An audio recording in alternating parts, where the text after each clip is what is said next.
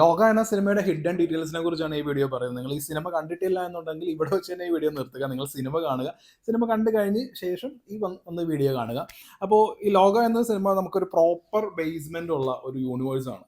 അതായത് ഒരു 5 സിനിമകളാണ് ഇവർ നിലവിൽ ഉദ്ദേശിച്ചിരിക്കുന്നത്. അപ്പോൾ അതിനകത്തുള്ള ആദ്യത്തെ സിനിമയാണ് ചാപ്റ്റർ 1 ചന്ദ്ര എന്ന് പറയുന്നത്. അപ്പോൾ ചന്ദ്ര എന്നൊരു character Kalliyankattu Neeli plus vampire. അതായത് ഈ സിനിമ നമ്മൾ മലയാളികളെ സംബന്ധിച്ച് കടമറ്റത്തച്ഛൻ, കള്ളിയങ്കാട്ട് നീലി തുടങ്ങിയ കാര്യങ്ങളെല്ലാം വളരെ ഫാസിനേറ്റിംഗ് ആയിട്ടുള്ള ഒരു സംഭവമാണ്. അപ്പോൾ നമുക്ക് വളരെയധികം കണക്ട് ആവും.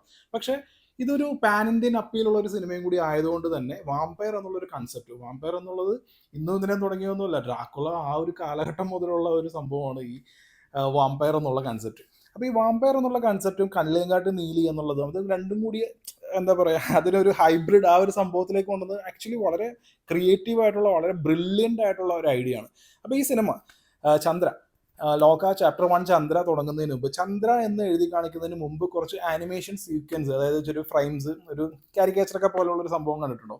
അപ്പോൾ ഈ സിനിമയുടെ ക്ലൈമാക്സ് എന്നല്ല, പോസ്റ്റ് ക്രെഡിറ്റ് സീൻ എന്ന് വേണമെങ്കിൽ പറയാം. അപ്പോൾ ആ സീനിൽ വരുന്ന ദുൽഖർ സൽമാൻ അവതരിപ്പിക്കുന്ന ക്യാരക്ടർ, അതിനോട് രൂപസാദൃശ്യമുള്ള കുറച്ച് ക്യാരക്ടേഴ്സ്, അതായത് ഒരുപാട് ഫാൻ തിയറികൾ നമുക്ക് അങ്ങനെയായിരിക്കും ഇങ്ങനെയായിരിക്കും എന്നൊക്കെ ഒരുപാട് ഫാൻ തിയറികൾ ക്രിയേറ്റ് ചെയ്യാൻ പറ്റുന്ന ഒരുപാട് എലമെന്റ്സ് ഈ ചന്ദ്ര, അതായത് ചാപ്റ്റർ 1 ചന്ദ്ര ലോക എന്ന് എഴുതുന്നതിന് മുമ്പ് കാണിക്കുന്ന ആനിമേഷൻ സീക്വൻസുകളിൽ ഇവർ നമുക്ക് ഇട്ട് തന്നിട്ടുണ്ട്. അതായത് ഇതൊരു യൂണിവേഴ്സാണ്, 5 സിനിമകളാണ്. അതിന് മുമ്പ് തന്നെ ഒരുപാട് ഫാൻ തിയറീസ് ഏതെങ്കിലുമൊക്കെ രീതിയിൽ വന്നോട്ടെ എന്നുള്ള രീതിയിലാണ്. പിന്നെ ഇതിൽ കുറച്ച് ഫോർ ഷാഡോയിങ് ആയിട്ടുള്ള കുറച്ച് കാര്യങ്ങൾ കാണിക്കുന്നുണ്ട്.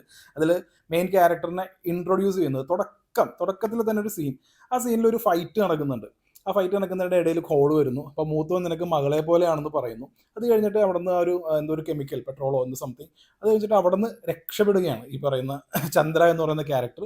അപ്പോൾ ചന്ദ്ര അവിടെ നിന്ന് ഒരു വിൻഡോയിലൂടെ താഴേക്ക് പോകുന്നു. അപ്പോൾ തന്നെ കുറച്ച് ആനിമേഷൻ കട്ട്സ് വരുന്നു. ഞാൻ നേരത്തെ പറഞ്ഞ പോലെ ദുൽഖർ സൽമാൻ്റെ പോലെയും പിന്നെ ഈ മൂത്തോൻ എന്ന് പറയുന്ന മുഖം റിവീൽ ചെയ്യാത്ത ക്യാരക്ടേഴ്സിൻ്റെ പോലുള്ള അങ്ങനെ കുറച്ച് കാര്യങ്ങളൊക്കെ ആയിട്ടാണ് ഇത് വരുന്നത്. എന്നിട്ടാണ് ചന്ദ്ര എന്ന് എഴുതി കാണിക്കുന്നത്. അപ്പോൾ നിങ്ങളൊരു കാര്യം ശ്രദ്ധിച്ചോന്ന് അറിയില്ല, ഈ തുടക്കത്തിൽ കാണിച്ച ആ ഒരു ഫൈറ്റ് സീൻ ഉണ്ടല്ലോ, മൂത്തോൻ നിനക്ക് മകളെ പോലെയാണെന്ന് പറയുന്ന സീൻ, അതിൻ്റെ കണ്ടിന്യൂഷൻ ഈ സിനിമയിൽ എവിടെയും ഇല്ല. അതാണ്. അത് കഴിഞ്ഞിട്ട് പിന്നെ ഓരോ ക്യാരക്ടറിന്റെ സംഭവങ്ങളിലേക്ക് പോകുന്നു. അപ്പോൾ ഇതിൽ കാണിക്കുന്ന ഫോർ ഷാഡോയിങ്, ഇത് ഈ നീലി, അതായത് ഈ ചന്ദ്ര എന്ന് പറയുന്ന ക്യാരക്ടർ എന്താണ് എന്നത് റിവീൽ ചെയ്യുന്നത് ഇന്റർവെലിനടുത്താണ്.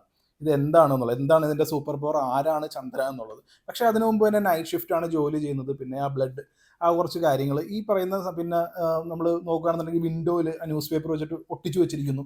ഈ കാര്യങ്ങളിലൂടെ തന്നെ നമുക്ക് ഓൾറെഡി നമുക്ക് പറയുന്നുണ്ട് ഇതൊരു വാമ്പയർ കൈൻഡ് ഓഫ് സൂപ്പർ അങ്ങനത്തെ ഒരു ആളാണ് ചന്ദ്ര എന്നുള്ളതിൻ്റെ ഏകദേശം ഒരു സംഭവങ്ങളൊക്കെ തരുന്നുണ്ട്. പിന്നെ നസ്ലന്റെ ക്യാരക്ടറിനെ പരിചയപ്പെടുത്തുന്നു. അപ്പോൾ നസ്ലൻ ഒരു പാട്ട് സീനിലൊക്കെ നസ്ലന്റെ ക്യാരക്ടർ എന്ന് പറയുന്നത്, അതിനു മുമ്പ് ഇവർ നമ്മൾ ആദ്യമായിട്ട് കാണുമ്പോൾ ഈ ചന്ദ്ര നസ്ലന്റെ മുഖം കാണുമ്പോൾ തന്നെ മുഖഭാഗത്ത് 2-3 നിമിഷം ഇങ്ങനെ സ്റ്റക്കായിട്ട് ഇതിനെ നോക്കിക്കൊണ്ട് വെക്കും. അപ്പോൾ തന്നെ നമുക്ക് മനസ്സിലാവും എന്താണെന്ന് വെച്ചിട്ടുണ്ടെങ്കിൽ ഇവർ തമ്മിലുള്ളൊരു, പിന്നീട് സെക്കൻഡ് ഹാഫിൽ റിവീൽ ചെയ്ത് പറയുന്നുണ്ടല്ലോ ഈ മുഖസാദൃശ്യമുള്ള ഒരാൾ ബോയ് ഫ്രണ്ട് ആയിരുന്നുള്ളത്. അപ്പം അങ്ങനെ കുറച്ച് കാര്യങ്ങളൊക്കെ ഇവർ ഡീറ്റെയിൽ ആയിട്ട് കൊണ്ടുവന്നിട്ടുണ്ട്.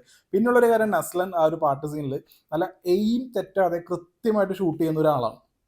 അത് ഈ സിനിമയിൽ പിന്നീട് വരുന്നത് ക്ലൈമാക്സിൽ സാൻഡിയുടെ ക്യാരക്ടറിനെ കറക്റ്റായിട്ട് ഉന്നം വെച്ചിട്ട് ഷൂട്ട് ചെയ്യുന്നിടത്താണ്. അപ്പം അങ്ങനെ കുറച്ച് ഫോർ ഷാഡിങ് ആയിട്ടുള്ള കുറച്ച് കാര്യങ്ങൾ പറയുന്നുണ്ട്. പിന്നെ ഉള്ളത് കിളിയെ പാട്ട് പ്ലേസ് ചെയ്ത ആ ഒരു സീക്വൻസ് ആണ്. വേറെ ഒരുപാട് പാട്ടുകളുണ്ട്, പക്ഷെ കിളിയെ എന്നുള്ള പാട്ടിൻ്റെ ലിറിക്സ് വെച്ച് നോക്കുകയാണെന്നുണ്ടെങ്കിൽ ഈ ചന്ദ്ര എന്ന് പറയുന്ന ക്യാരക്ടർ ഉയരങ്ങളിലൂടെ പല ദേശങ്ങൾ തേടി ആ രീതിയിലൊക്കെ വരുന്ന വളരെ ആപ്റ്റ് ആയിട്ടുള്ള ഒരു പാട്ടാണ് അതിനകത്ത് വന്നിരിക്കുന്നത്. പിന്നെ പോകുന്ന കഥയിൽ പിന്നെ ഇന്റർവെല്ലിന് മുമ്പായിട്ടാണ് ഇത് എന്താണെന്നുള്ളത്. പിന്നീട് വിജയരാഘവന്റെ ഒരു ക്യാരക്ടർ കാണിക്കുന്നുണ്ട്. വിജയരാഘവന്റെ ക്യാരക്ടർ കാണിക്കുമ്പോൾ ഒരു മിസ്റ്ററി എന്താണെന്ന് വെച്ചിട്ടുണ്ടെന്നുണ്ടെങ്കിൽ, കൊച്ചുമകളുടെ അടുത്ത് കഥ പറയുന്ന രീതിയിലാണ് കാണിക്കുന്നത്. അപ്പോൾ കൊച്ചുമകളുടെ അടുത്ത് കഥ പറയുന്നത് ഒരു പോർഷൻ എത്തുമ്പോൾ ഈ പറയുന്ന നീലി ഇമ്മോർട്ടൽ ആണ് എന്നുള്ളൊരു കാര്യം പറയും. ഇമ്മോർട്ടൽ ആണ് എന്ന് പറയുമ്പോൾ തന്നെ ആ കുട്ടി നീലി വളരെ ലക്കിയാണല്ലോ എന്ന് ചോദിക്കുന്നുണ്ട്. ആ കുട്ടിയുടെ മുഖഭാവം ശ്രദ്ധിക്കുക. തൊട്ടടുത്ത സീനിൽ ആ കുട്ടിക്ക് എന്തോ ഗുരുതരമായ എന്തോ അസുഖമുണ്ട്. അതായത് ഒരു ഹോസ്പിറ്റൽ ബെഡ് പോലുള്ള, അതിന് ചുറ്റും ഒരുപാട് ഇലക്ട്രോണിക് എക്യുപ്മെന്റ്സ്, മെഡിക്കൽ എക്യുപ്മെന്റ്സിന്റെ കൂട്ടത്തിലാണ് ഈ കുട്ടി അവിടെ ഇരിക്കുന്നത്. ഇത് വളരെ വിസിബിൾ ആയിട്ട്, അതായത് എല്ലാവരും ശ്രദ്ധിക്കണം എന്നുള്ള രീതിയിലാണ് ഡയറക്ടർ കാണിച്ചിരിക്കുന്നത്. എന്നിട്ട് അപ്പോൾ വിജയരാഘവന്റെ ഒരു പേഴ്സണൽ കമ്പ്യൂട്ടർ, ആ ഒരു ഡെസ്ക്ടോപ്പ്, ആ ഡെസ്ക്ടോപ്പിന്റെ തൊട്ടടുത്ത് തന്നെ ഈ കുട്ടിയുടെ ഫോട്ടോ ആണ് വെച്ചിരിക്കുന്നത്. നമുക്ക് വളരെ പ്രിയപ്പെട്ട ഒരു ഫോട്ടോ ആയിരിക്കും നമ്മുടെ വർക്ക് ടേബിളിലൊക്കെ ഉണ്ടാവുന്നത്. അപ്പോൾ വിജയരാഘവന് ഏറ്റവും ഫേവറേറ്റ് ആയിട്ടുള്ള ആളാണ് തൻ്റെ കൊച്ചുമകൾ എന്ന് പറയാം. എന്തോ വലിയൊരു അസുഖം ഉണ്ടെന്ന് പറയാം. വിജയരാഘവൻ ഈ നീലി എന്നുള്ളൊരു കാര്യം, ഈ ഒരു കാര്യത്തിൽ വളരെ ക്യൂരിയസ് ആണ്. അപ്പോൾ വിജയരാഘവൻ എന്ന ക്യാരക്ടർ, വിജയരാഘവന്റെ കൊച്ചുമകൾ, ഇതെല്ലാം ഈ യൂണിവേഴ്സിന്റെ അടുത്ത ചാപ്റ്ററുകളിൽ വളരെ ഇമ്പോർട്ടൻസ് ഉള്ള ക്യാരക്ടേഴ്സ് ആയിരിക്കും. പിന്നെ സെക്കൻഡ് ഹാഫിലേക്ക് വരുന്നുണ്ട്. സെക്കൻഡ് ഹാഫിലേക്ക് വരുമ്പോഴാണ് കൂടുതൽ ഡീറ്റെയിൽ ആയിട്ട് നമുക്ക് ഇതിനകത്തേക്ക് വരുന്നത്. അപ്പോൾ ഈ കടമറ്റത്തച്ഛൻ എന്ന് പറയുന്നത് ഞങ്ങൾ ഫ്രണ്ട്സ് ആയിരുന്നു എന്നാണ് നീലി പറയുന്നത്. അപ്പോൾ നിങ്ങൾ ശ്രദ്ധിക്കേണ്ട കാര്യം എന്താണെന്ന് വെച്ചിട്ടുണ്ടെങ്കിൽ ഈ സണ്ണീവേനെ അവതരിപ്പിക്കുന്ന കടമറ്റത്ത് കത്തനാർ എന്ന് പറയുന്ന ആ ക്യാരക്ടർ പറയുന്നുണ്ട്, ചാത്തനുണ്ട്, ഒടിയനുണ്ട്, മറുതയുണ്ട്, അങ്ങനെയുള്ള കുറച്ച് കാര്യങ്ങളെ കുറിച്ചൊക്കെ പറയുന്നുണ്ട്. അപ്പോൾ ഇതെല്ലാം എന്നെക്കൊണ്ട് ഒറ്റയ്ക്ക് സാധിക്കില്ല. അതായത് ഇവരിൽ നല്ല ആളുകളും ഉണ്ട്, ചീത്ത ആളുകളും ഉണ്ട്. ഇവരുടെ എല്ലാം വീക്ക്നസ്സും കാര്യങ്ങളും എല്ലാം അറിയാം. അപ്പോൾ ഇനി ഈ യൂണിവേഴ്സ് എക്സ്പാൻഡ് ആവുന്നത് ഒരേ സൂപ്പർ പവറുള്ള നല്ല ക്യാരക്ടേഴ്സും പിന്നെ ബാഡ് ആയിട്ടുള്ള ക്യാരക്ടേഴ്സും അങ്ങനെയുള്ളതൊക്കെ ആയിരിക്കും. അപ്പോൾ സ്വാഭാവികമായിട്ട് ഒരു യൂണിവേഴ്സ് എക്സ്പാൻഡ് ചെയ്യുമ്പോൾ അങ്ങനെയായിരിക്കും. അതിൽ സൗബിൻ്റെ ക്യാരക്ടറിനെ കാണിച്ചപ്പോൾ ആ സൗബിൻ്റെ ആ ഒരു മുഖത്തിൻ്റെ ഭാവം കാര്യങ്ങളൊക്കെ കണ്ടപ്പോൾ എനിക്ക് തോന്നുന്നു സൗബിൻ അവതരിപ്പിക്കുന്ന ക്യാരക്ടർ നെഗറ്റീവ് ക്യാരക്ടർ ആവാനായിരിക്കും ചാൻസ്. കാരണം ആ ക്യാരക്ടറിനെ അവതരിപ്പിച്ചിരിക്കുന്നതും ആ മുഖഭാവമൊക്കെ അങ്ങനെ തന്നെയായിരുന്നു. മേ ബി തെറ്റാം, ഇതെല്ലാം എനിക്ക് തോന്നുന്ന കാര്യങ്ങളാണ്. പിന്നെ ടൊവിനോ അവതരിപ്പിക്കുന്ന ക്യാരക്ടറിലേക്ക് വരുന്നുണ്ട്. അപ്പം ഈ ടൊവിനോയുടെ കാര്യം പറയുകയാണെന്നുണ്ടെങ്കിൽ ടൊവിനോ ഈ ഗോബ്ലിൻ, അതായത് ചാത്തൻ എന്ന് പറയുന്നതാണ്. ഇപ്പം നമ്മളുടെ പുരാണത്തിൽ നോക്കുകയാണെന്നുണ്ടെങ്കിൽ ശിവന്റെയും പാർവതിയുടെയും മകനാണ് ഈ പറയുന്ന വിഷ്ണുമായ എന്ന് പറയുന്ന കുട്ടിച്ചാത്തൻ. ഈ കുട്ടിച്ചാത്തൻ്റെ ഒരു ഐതിഹ്യം പല നാടുകളിൽ പല വിധത്തിലാണ്, പല രീതിയിലൊക്കെയാണ് കുട്ടിച്ചാത്തൻ്റെ ഐതിഹ്യം പോകുന്നത്. അതിൽ പോപ്പുലർ ആയിട്ടുള്ള ഒരു സംഭവം എന്ന് പറയുന്നത് തന്നെ എടുത്തു വളർത്തിയ ഒരു സ്ത്രീ, ആ സ്ത്രീയെ മോഹിച്ച് ഒരാൾ വരുന്നു, അയാളായിട്ടുള്ള യുദ്ധം നടക്കുമ്പോൾ ചാത്തൻ്റെ രക്തം ഭൂമിയിൽ പതിച്ച് 400 കുട്ടിച്ചാത്തന്മാരുണ്ടാവുന്നു എന്നാണ് പറയുന്നത്.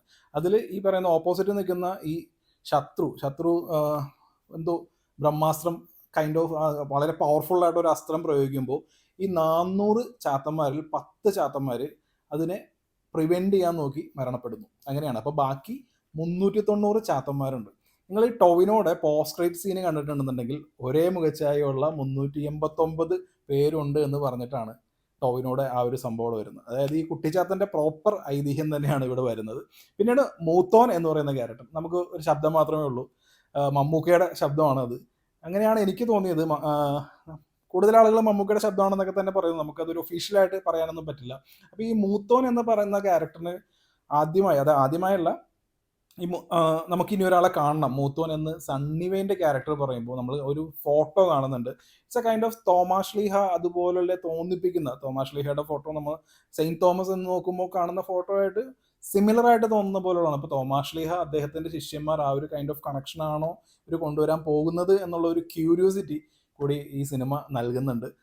പിന്നെ യൂണിവേഴ്സ് എക്സ്പാൻഡ് ആകുമ്പോൾ ചില ക്യാരക്ടേഴ്സ് ഉണ്ട്. ആ ക്യാരക്ടേഴ്സിൻ്റെ ഇപ്പോൾ ഇതിനകത്താണെന്നുണ്ടെങ്കിൽ ശരത് സഭ അവതരിപ്പിച്ചിരിക്കുന്ന ഒരു ക്യാരക്ടറുണ്ട്. പേഴ്സണലി എനിക്കാണെന്നുണ്ടെങ്കിൽ പുള്ളിയുടെ സ്ലാങ് മലയാളവും തമിഴും കന്നഡയും കലർത്തി മിക്സ് ചെയ്തിട്ടുള്ള പുള്ളി അതൊരു വളരെ ക്രൂവലായിട്ടുള്ള അവയവക്കടത്തൊക്കെ ചെയ്യുന്ന പോലുള്ള ഒരു ക്യാരക്ടറാണ് ചെയ്യുന്നത്. പക്ഷെ അത് ഈ പറയുന്ന ചന്ദ്രയുടെ അടുത്തുനിന്ന് തല്ല് വാങ്ങുന്ന സീനുകളിൽ അതൊരു കോമിക് പോലെ വീണ്ടും കാണിക്കുന്നു. പുള്ളിയുടെ പെർഫോമൻസ്, പുള്ളി ഉപയോഗിച്ചിരിക്കുന്ന സ്ലാങ്, നമ്മൾ പരമസുന്ദരി എന്ന് പറയുന്ന സിനിമ ഇറങ്ങിയിട്ട് നമ്മളെ മലയാളികൾ ഈ രീതിയിൽ സംസാരിക്കുന്നു എന്നൊക്കെ പറഞ്ഞ് നമ്മൾ ഒരുപാട് വിമർശിക്കുന്ന ആൾക്കാരാണ് നമ്മൾ. അപ്പോൾ അവരുടെ മുമ്പിലാണ് ഈ ശരത് സഭ ഇതുപോലത്തെ ഒരു ക്യാരക്ടറിനെയൊക്കെ അവതരിപ്പിച്ചിരിക്കുന്നത്. പ്രോപ്പറായിട്ട് ആ ഒരു സ്ലാങ് കാര്യങ്ങളൊക്കെ മോശമായിരുന്നു. പുള്ളിയുടെ പെർഫോമൻസും എനിക്കത്ര വർക്കായിട്ടില്ല ഈ പടത്തിൽ. പക്ഷേ പ്രോപ്പറായിട്ട് കന്നഡ പറയുന്ന ക്യാരക്ടേഴ്സ് ഈ പടത്തിൽ വേറെ ഉണ്ട്. പിന്നെ എന്തുകൊണ്ട് പുള്ളിയുടെ ക്യാരക്ടേഴ്സും ഈ സിനിമയിലേക്ക് വന്നു എന്ന് വെച്ചിട്ടുണ്ടെങ്കിൽ അതൊരു എനിക്ക് പേഴ്സണലി എനിക്കതൊരു മിസ്കാസ്റ്റ് ആയിട്ടാണ് ഫീൽ ചെയ്തത്. പടത്തിൽ എനിക്ക് തോന്നിയ ഒരു വലിയ നെഗറ്റീവ് എന്ന് പറയുന്നത് ഈ പറയുന്നതാണ്. പിന്നെ കാര്യമായിട്ടൊന്നുമില്ല, കാര്യമായിട്ട് നെഗറ്റീവ് പറയാനൊന്നുമില്ല. കാരണം രണ്ടാമത് കാണുമ്പോൾ ഞാനിന്ന് കണ്ടത് PVR PXL സ്ക്രീനിലാണ്. ഈ ലോക എന്ന് പറയുന്ന സിനിമ ഇവരുടെ ക്രിയേറ്റേഴ്സ് ഉദ്ദേശിച്ചിരിക്കുന്നത് എങ്ങനെയാണോ അതുപോലെയാണ് ഞാൻ ഇന്ന് കണ്ടത്. ഞാൻ ആദ്യം കണ്ടത് വനിതാ തിയേറ്ററിലായിരുന്നു. വനിതാ തിയേറ്റർ ഒരു സ്കോപ്പ് സ്ക്രീനാണ്. അപ്പോൾ ഈ സ്കോപ്പ് സ്ക്രീനിൽ നമ്മൾ ഈ സിനിമ കണ്ടു കഴിഞ്ഞിട്ടുണ്ടെന്നുണ്ടെങ്കിൽ റൈറ്റ് സൈഡിലും ലെഫ്റ്റ് സൈഡിലും ബ്ലാക്ക് ബാർസ് ഉണ്ടാവും. പക്ഷേ PVR PXL അല്ലെങ്കിൽ എപ്പിക് സ്ക്രീനുകളിലോ അല്ലെങ്കിൽ ഏതെങ്കിലും ഫ്ലാറ്റ് സ്ക്രീനുകളിലോ, PVRന് ഫ്ലാറ്റ് സ്ക്രീനുകളുണ്ട്, അതുകൂടാതെ പലാക്സിക്കും ഫ്ലാറ്റ് സ്ക്രീനുകളുണ്ട്. ഇവിടെയൊക്കെ പടം കാണുന്നതാണെങ്കിൽ നമുക്ക് ഫുൾ സ്ക്രീനിൽ കാണാം. ഈ സിനിമ അങ്ങനെ കാണാനാണ് ഇവർ ഉദ്ദേശിച്ചിരിക്കുന്നത്. ആകെ 12 13 സ്ക്രീനുകൾ മാത്രമേ കേരളത്തിലുള്ളൂ ഫുൾ സ്ക്രീനിൽ കാണാൻ പറ്റുന്നത്. പക്ഷേ ഇപ്പോൾ ഇന്ന് ഞാൻ ഈ പടം കണ്ടപ്പോൾ പ്രണവിൻ്റെ ഡി-സീറയുടെ ട്രെയിലർ ഉണ്ടായിരുന്നു. ട്രെയിലർ ഫുൾ സ്ക്രീനിലായിരുന്നു. അപ്പോൾ ഈ പടം ഡി-സീറയും ഈ പറയുന്ന ഡി-സീറ വരുന്നതും ഫുൾ സ്ക്രീനിലായിരിക്കും. അപ്പോഴും നമുക്ക് ഈ പറയുന്ന ഫ്ലാറ്റ് സ്ക്രീനുകളിലാണ് നമുക്ക് ആ പടത്തിൻ്റെ ആ ഒരു മാക്സിമം ഇമേഴ്സീവ് ആയിട്ടുള്ള ആ എക്സ്പീരിയൻസ് കിട്ടുക. അപ്പോൾ ഈ പടത്തിൽ കണ്ടപ്പോൾ ഞാൻ ആദ്യം കണ്ടതുപോലെ അല്ല രണ്ടാമത് കാണുമ്പോൾ ഈ നിയോൺ ലൈറ്റ്സ്, ഈ കൊറിയൻ സിനിമകളൊക്കെ അഡാപ്റ്റ് ചെയ്യുന്ന പോലുള്ള ഒരു സിനിമാറ്റോഗ്രാഫി അതെല്ലാം വളരെ സൂപ്പർബായിരുന്നു. പിന്നെ ഇതിൻ്റെ സൗണ്ട് ഡിസൈൻ ഒരു രക്ഷയില്ലാതാണ്. ജെയ്ക്സ് ബിജോയ് തകർത്തിട്ടുണ്ട്.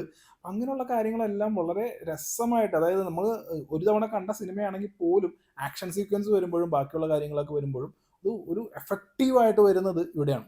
പിന്നെ ഇതിൻ്റെ ഇന്ന് തിയേറ്ററിൽ പോയപ്പോൾ ഞാൻ കണ്ടൊരു കാഴ്ച എന്താണെന്ന് വെച്ചിട്ടുണ്ടെന്നുണ്ടെങ്കിൽ ഈ സിനിമ UA16+ ആണ്.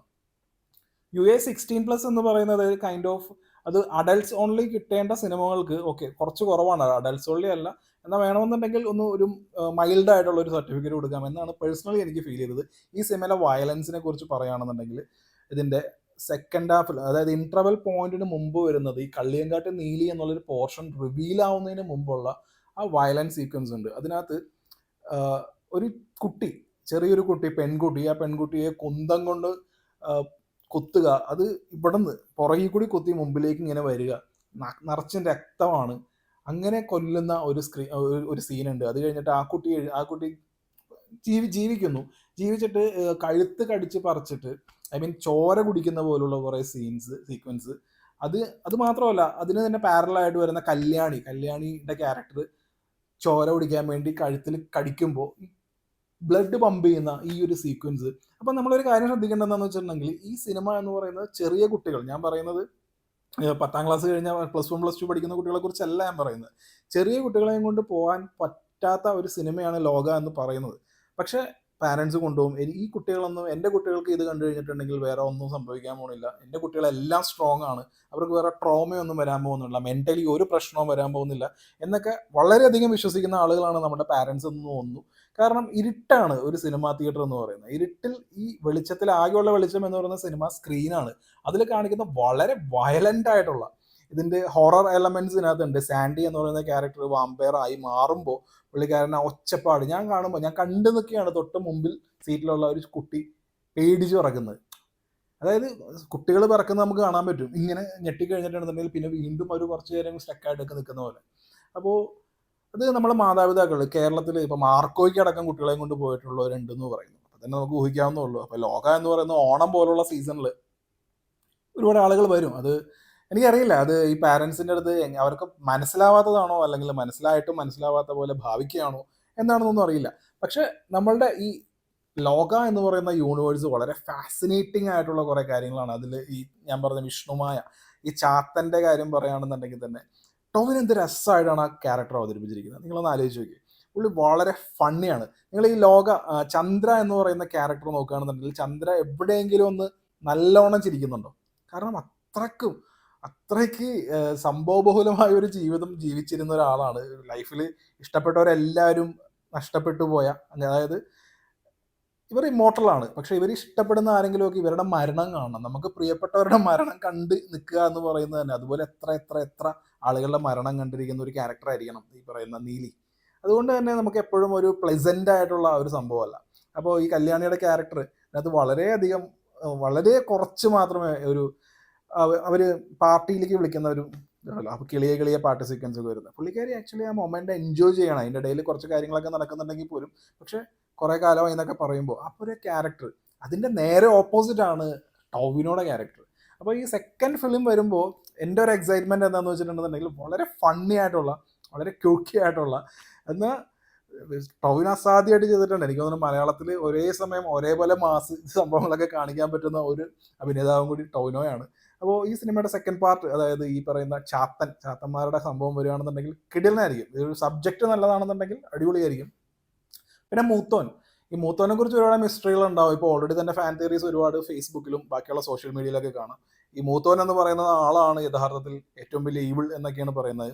പിന്നെ ഇതിനകത്തുള്ള ബാക്കിയുള്ളൊരു ഹിഡൻ എന്നുള്ളൊരു സംഭവം എന്ന് വെച്ചിട്ടുണ്ടെങ്കിൽ കടമറ്റത്ത് കത്തനാരുടെ പിൻഗാമി എന്ന് പറയുന്ന ഒരു ആളെ കാണിക്കുന്നുണ്ട്. ഈ സെമിനാരി വിട്ടു എന്നും പറയുന്നുണ്ട്. കാരണം കടമറ്റത്ത് ആ ഒരു ഫാമിലി എന്ന് പറയുന്നത് വളരെ വിശ്വാസമുള്ള, അതായത് ഈ വിശ്വാസത്തിൽ കൂടെ നടക്കുന്ന വളരെ അവർ ആ കത്തനാര് അല്ലെങ്കിൽ അച്ഛൻ പട്ടം ആ കാര്യങ്ങളൊന്നും അതിനെ വിട്ടുകളയില്ല. പക്ഷെ ഇയാൾ സെമിനാരിയിൽ നിന്ന് പോന്നു എന്നൊക്കെയാണ് പറയുന്നത്. പിന്നെ ഈ ദുഷ്ടശക്തികളെല്ലാവരെയും അവസാനം സാൻഡി അടക്കമുള്ള ക്യാരക്ടറിനെ ഒരു സ്ഥലത്തേക്ക് അടച്ചു വെച്ചിട്ട് കുരിശു പോലുള്ള ഒരു സൈൻ പോലെയൊക്കെ വെക്കുന്നതാണ് കാണുന്നത്. അപ്പോൾ ഈ ക്യാരക്ടറിനെ നമ്മളൊന്ന് ശ്രദ്ധിക്കണം. കാരണം ഇനിയുള്ള യൂണിവേഴ്സ് ചിലപ്പോൾ നെഗറ്റീവായി മാറാനുള്ള അല്ലെങ്കിൽ വളരെയധികം മിസ്റ്ററി ഉള്ള ഒരു ക്യാരക്ടറും കൂടി ആവാൻ സാധ്യതയുണ്ട്. അപ്പോൾ ഇത്രയധികം ഞാൻ ഒരു സെപ്പറേറ്റ് വീഡിയോ, ഇത്രയും ലോങ് ആയിട്ടുള്ള വീഡിയോ, എനിക്ക് തോന്നുന്നു ഞാൻ ആദ്യമായിട്ടാണ് ഇത്രയും ലോങ് ആയിട്ടുള്ള വീഡിയോ ഇടുന്നത്. അപ്പോൾ ആ വീഡിയോ ഒക്കെ ഇടണമെന്നുണ്ടെന്നുണ്ടെങ്കിൽ ഈ സംഭവത്തിൽ എന്തോ ഉണ്ട്. ഈ ലോക എന്ന് പറയുന്ന ഈ യൂണിവേഴ്സിൽ വരുന്ന കുറേ കാര്യങ്ങൾ, ഇതെല്ലാം വളരെ ഫാസിനേറ്റിംഗ് അല്ലേ? ഇപ്പോൾ പറയുമ്പോൾ തന്നെ ഇപ്പോൾ ഇതെല്ലാം ഈ ഞാൻ പറയുന്ന കാര്യങ്ങളൊന്നും ഒരെണ്ണം പോലും സത്യമാവണമെന്നില്ല. നമ്മൾ പടം കാണുമ്പോൾ ശ്രദ്ധിക്കുന്ന കുറച്ച് കാര്യങ്ങളൊക്കെയാണ്.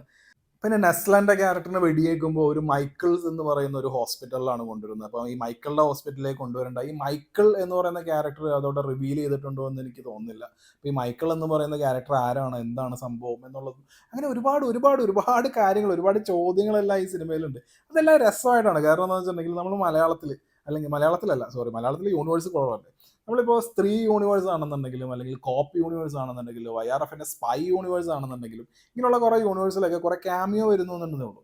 അതായത് എല്ലാ ഫൈറ്റ് ചെയ്യാൻ വേണ്ടിയിട്ട് ക്യാമിയോ വരുന്നതാണ് സ്പൈ യൂണിവേഴ്സിൽ കാണുന്നത്. കോപ്പ് യൂണിവേഴ്സിലും അത് തന്നെയാണ്.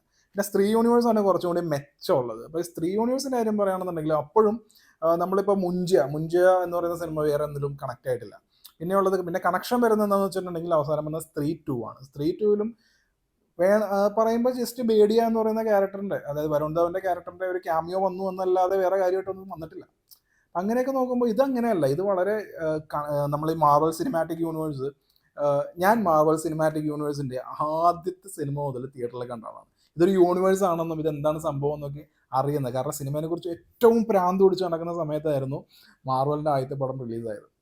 അപ്പോൾ ഈ യൂണിവേഴ്സ് അപ്പോൾ ആ യൂണിവേഴ്സ് കാണുമ്പോൾ നമുക്ക് അന്നേരമൊക്കെ ഫാൻ തിയറിയൊക്കെ വായിക്കുന്നതൊക്കെ ഭയങ്കര രസമുള്ള ഏർപ്പാടായിരുന്നു. ഇപ്പം പിന്നെ കുറേ പ്രായമൊക്കെ ആയതുകൊണ്ട് കുറേയൊക്കെ ആ ഒരു ക്രേസിനെസ് ഒക്കെ കുറഞ്ഞു. പക്ഷെ ആ സമയത്ത് ആ യൂണിവേഴ്സ് ഒക്കെ ഉണ്ടായിരുന്നു. അപ്പോൾ എനിക്ക് ആ ഒരു പഴയ ആ ഒരു എക്സൈറ്റ്മെന്റ് ഇല്ലേ, അതൊക്കെ തിരിച്ചു കിട്ടുന്ന പോലെ തോന്നുന്നു. കാരണം നമ്മളുടെ മെത്തോളജി അതിനകത്ത് ഈ വാമ്പയേഴ്സ്, വേർവോൾഫ്, ചിലപ്പം ഭാവിയിൽ അതൊക്കെ വരാം. വാമ്പയേഴ്സ് ഉണ്ടെങ്കിൽ വേർവോൾഫ് ഉണ്ടാവണം, അങ്ങനെയാണല്ലോ. അപ്പോൾ ആ സംഭവങ്ങളെല്ലാം കണക്ട് ചെയ്ത് ഇങ്ങനെ ഒരു കാര്യം വരിക എന്ന് പറയുമ്പോൾ ഒരു യൂണിവേഴ്സ് നമ്മുടെ മലയാള സിനിമയിൽ അത് വേഫറർ ദുൽഖറിനെ കുറിച്ച്, ദുൽഖറിന് എത്ര താങ്ക്സ് പറയാൻ. കാരണം വളരെ ബുദ്ധിമുട്ടുള്ള കാര്യമാണ് ഒരു യൂണിവേഴ്സ് ക്രിയേറ്റ് ചെയ്യുക, അതിൽ പക്ക ക്യാരക്ടേഴ്സിനെ ഉണ്ടാക്കുക. ഇതൊക്കെ എന്ന് വെച്ചിട്ടുണ്ടെങ്കിൽ പറയുമ്പോൾ എളുപ്പമായിട്ട് തോന്നിയാലും അത് സിനിമ ആക്കുക, ആ സിനിമ എന്ന് പറയുമ്പോൾ ആ ഒരു പ്രോസസ്സ് അതിനകത്ത് കൊണ്ടുപോവുക, ഇതൊക്കെ ദുൽഖർ ചെയ്തിട്ടുണ്ടെന്നുണ്ടെങ്കിൽ ഗംഭീരമായിട്ട് അപ്രീഷിയേറ്റ് ചെയ്യേണ്ട ഒരു സംഭവമാണ് പുള്ളിയുടെ. അപ്പോൾ ഈ യൂണിവേഴ്സ് ഈ പടങ്ങളുണ്ടല്ലോ പെട്ടെന്ന് വരണം, അതാണ് എൻ്റെ ആഗ്രഹം. ഞാൻ കുറേ കാര്യങ്ങളൊക്കെ, ഇത് സ്ക്രിപ്റ്റും കാര്യങ്ങളൊന്നുമില്ല, ഞാനൊന്നും എഴുതി വെച്ചിട്ടൊന്നുമല്ല, ജസ്റ്റ് തോന്നുന്നു പറഞ്ഞാണ്. അപ്പോൾ എന്തെങ്കിലുമൊക്കെ വിട്ടുപോയിട്ടുണ്ടാവും. അങ്ങനെ എന്തെങ്കിലും വിട്ടുപോയിട്ടുണ്ടെന്നുണ്ടെങ്കിൽ ഫേസ്ബുക്കിൽ ഞാൻ പോസ്റ്റ് ചെയ്യാം. അപ്പോൾ ഇത്രയൊക്കെയാണ് എനിക്ക് തോന്നിയ കാര്യങ്ങൾ.